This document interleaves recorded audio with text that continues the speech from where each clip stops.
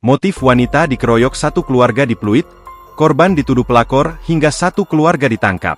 Kabar terbaru soal penganiayaan seorang wanita di Pluit, Jakarta Utara.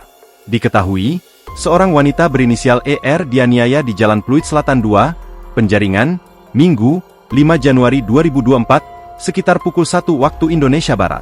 Korban dianiaya hingga dilecehkan oleh para pelaku. Diduga, ER jadi korban penganiayaan terkait masalah perselingkuhan. Demikian yang disampaikan Wakasat Reskrim Polsek Jakut, AKP Lukman. Korban, ujarnya, diduga jadi selingkuhan suami tersangka.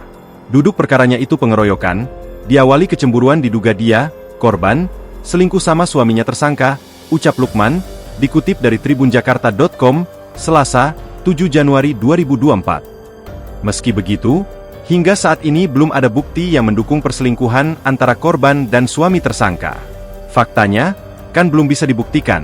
Belum tahu, suaminya harusnya menjelaskan ke istrinya atau tersangka, jelasnya. Tak hanya dianiaya, korban juga dilecehkan. Dari aksi penganiayaan tersebut, ER pun mengalami luka di sekujur tubuhnya. Pihak kepolisian pun akhirnya menangkap para pelaku. Ada 5 orang pelaku yang semua merupakan satu keluarga.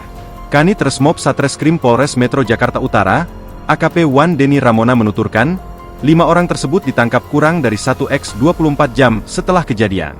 Mengutip tribunjakarta.com, 3 dari 5 orang tersebut berinisial K yang merupakan seorang ibu dan 2 anaknya, CK anak perempuan dan E anak laki-laki. Sementara itu, AKP Lukman menambahkan, 5 pelaku merupakan 1 ibu dan 4 anaknya. Download Tribun X sekarang. Menghadirkan lokal menjadi Indonesia.